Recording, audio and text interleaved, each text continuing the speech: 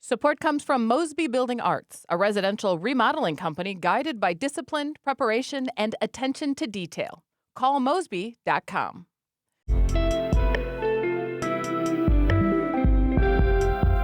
From the St. Louis Public Radio Newsroom, this is The Gateway. It's Thursday, February 12th. I'm Abby Larico. Farmers have always had to contend with unexpected weather, but a growing number say it's becoming more extreme and harder to predict. With the climate change, we need to be more nimble. The federal government created regional climate hubs more than a decade ago to help producers adapt to climate change, but now funding for the climate hubs is uncertain. How that could shape the way people experience the weather, coming up after this news on The Gateway. Frustrated residents gathered in South St. Louis last night to raise awareness about recovery delays following the May 16th tornado. St. Louis Public Radio's Katie Gravich was there. Grassroots organizers led chants Wednesday night in the Cherokee Arts District during a rally for tornado-impacted residents. Speakers called on South St. Louis attendees to support North St. Louis residents who remain displaced by joining mutual aid groups and holding politicians accountable for recovery funding. Waikisha Atkins is a fellow with Action St. Louis who was displaced by the tornado. She says she got involved to challenge the narrative that North St. Louis residents are getting handouts. I am hoping to just raise awareness for individuals that are in this area and also to have more allies in the fight. Organizers urged attendees to protest recovery delays at an upcoming Board of Aldermen committee meeting on February 25th. That was our Katie Gravich reporting. St. Louis Public Schools board members have voted to allow the district to seek bids for demolition of 6 long-vacant school buildings in North St. Louis. The move comes after several months of discussion and decades of vacancy. The board estimates each demolition will cost roughly $1 million and will take place this summer. That is, unless developers show interest in the buildings. Board member Brian Marston says the plans for the buildings are not set in stone and encourage prospective developers to step forward. They're not demolished yet, so if there's anybody out there who is interested in adaptive reuse of these buildings, please make yourself known. Funds for each demolition will come from insurance payments received by the district. St. Louis County Executive Sam Page announced cuts to services provided by the Parks and Revenue Departments. STLPR's Sarah Fenton reports Page blamed the cuts on constraints in the latest county budget and said more cuts are likely to be announced soon. The county council last year passed a budget that was nearly $50 million short of what Page had asked for. The Parks Department will close 2 municipal pools this summer in North and South St. Louis County. And the Department of Revenue will close 1 office in Chesterfield and limit hours at 3 others. Page wanted to use money from the Rams Settlement Fund to float services while proposing a new online sales tax to voters. It's my position that if we explain to the voters why we need these services, that they'll support it. But we won't know unless the council votes to put the use tax on the ballot and let the voters decide. St. Louis County voters rejected such a sales tax measure in the past. I'm Sarah Fenton, St. Louis Public Radio. A Republican congressman from St. Charles County says a partial government shutdown could happen this week over funding the Department of Homeland Security. Lawmakers need to get a budgetary bill to President Trump by Friday, and Missouri Congressman Bob Onder says failure could result in disruption to the Federal Emergency Management Agency and the Transportation Security Administration. Onder says there are some areas where Republicans and Democrats can find agreement. Most law enforcement authorities think that body cameras are probably a good idea. If anything, they tell law enforcement's side of the story. Democrats want to place guardrails on agencies that enforce immigration laws following operations in Minnesota, Los Angeles, and Chicago. Onder was a guest on Politically Speaking. You can hear more of that conversation at stlpr.org or wherever you find podcasts like The Gateway. Missouri regulators have given Ameren approval to build a new natural gas and battery storage plant. St. Louis Public Radio's Kate Grumke reports the project will be built on the former Rush Island coal plant site in Jefferson County.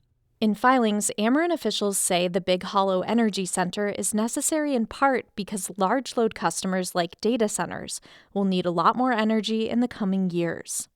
Ajay Arora, an Ameren vice president, wrote in January that the company is close to signing contracts for 2,000 megawatts of new electric load for large customers. That would equal 2.5 new gas plants like Big Hollow. The potential cost of the project is redacted in the application for approval.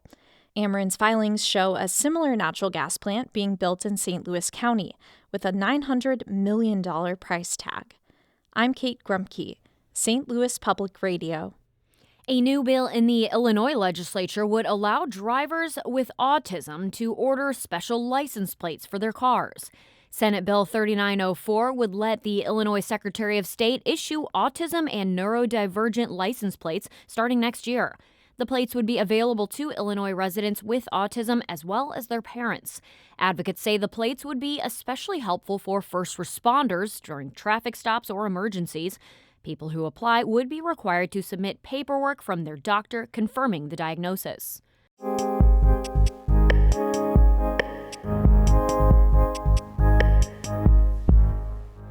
U.S. Department of Agriculture climate hubs across the country aim to better understand how climate change affects agriculture and forestry, and to help people adapt.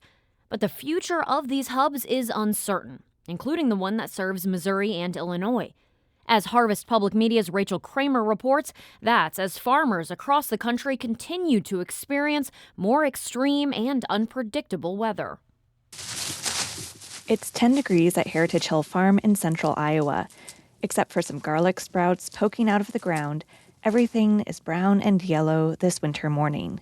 I'm so ready for the day where things are greening up and we're actually, able to start working in the soil again. That's Jessica Krupika. She runs this diversified vegetable farm with her husband, their 2 boys, and some hired help. Even as they look forward to spring, Krupika says that season brings new challenges with heavier downpours and big temperature swings. So that really impacts certain crops, especially like the lettuce, where the temperatures, if they get just too warm, they just get bitter. So you have a unmarketable crop. Krupika says they're scaling back certain crops, shifting planting dates, and adding more greenhouses to stay profitable. With the climate change, we need to be more nimble.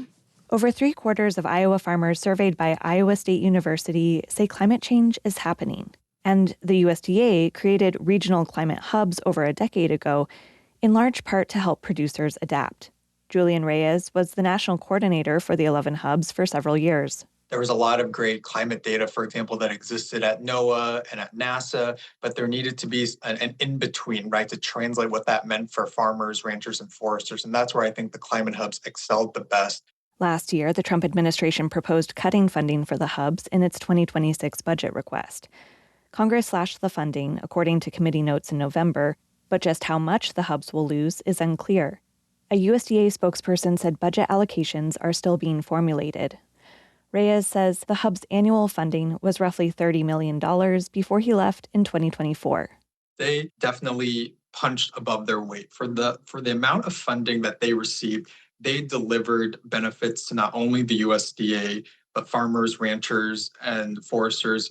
I was going to say threefold. I would say even fourfold. Illinois state climatologist Trent Ford says the Climate Hub in Ames, Iowa makes it easier to share information and resources with researchers and crop advisors across 8 states. We know that weather and climate and the impacts that they cause don't stop at state borders. He says the hubs have also played an important role in supporting local research. For example, he says he struggled to get funding from national scientific groups to study how warming winters impact apple production in his state. They'll come back and say, well, Illinois is not really a major apple producer compared to like Washington or Michigan, right? But what am I supposed to say then to the apple producers in Illinois who are trying to make a living growing apples? Ford says the Midwest Climate Hub helped him find funding to start the research, which led to a larger report about climate change impacts on fruit trees and vineyards in the region. Lori Nowatzki is the former associate director of the Midwest Climate Hub. She says the expected funding cuts come on top of massive federal layoffs last year. I think the more prominent impact to the climate hubs has been the effect on the ability to keep staff and hire new staff. Nowatzki was one of tens of thousands of federal employees who were fired last February. She was rehired with temporary job security and ultimately took a deferred resignation offer. Nowatzki found a research job outside the USDA, but she worries about early career scientists and widespread federal cuts to other weather and climate research programs. To me, the greatest concern there is that we are going to have less robust weather-related services for farmers moving forward. I think that's almost a given, considering the changes that have happened this year. Nowatzki says farmers will continue to experience more extreme and unpredictable weather, but they may have fewer resources to plan for the future.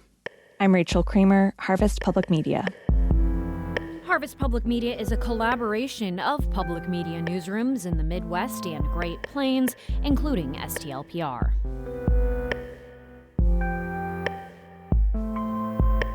The Gateway is a production of St. Louis Public Radio, a listener-supported service of the University of Missouri-St. Louis. Music by Ryan McNeely of Adult Fur. I'm Abby Larico, and from the St. Louis Public Radio newsroom, this has been The Gateway.